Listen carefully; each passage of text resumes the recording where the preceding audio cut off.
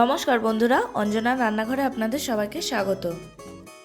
আজ আমি যে রেসিপিটা শেয়ার করব সেটা হলো এগ মশলা কারি। আশা করছি আমার রান্না আপনাদের ভালো লাগবে। যদি ভালো লেগে থাকে তো অবশ্যই লাইক, কমেন্ট, শেয়ার করবেন আর আমার চ্যানেলটিকে সাবস্ক্রাইব করতে ভুলবেন না। তাহলে শুরু করা যাক আজকের রেসিপি। প্রথমে ডিমগুলোকে সিদ্ধ করে নিয়ে ছুরি অথবা কাঁটা চামচ দিয়ে এইভাবে ফুটো ফুটো করে নেব, যাতে ডিমের ভেতরে ঝাল মশলা সমানভাবে ঢোকে।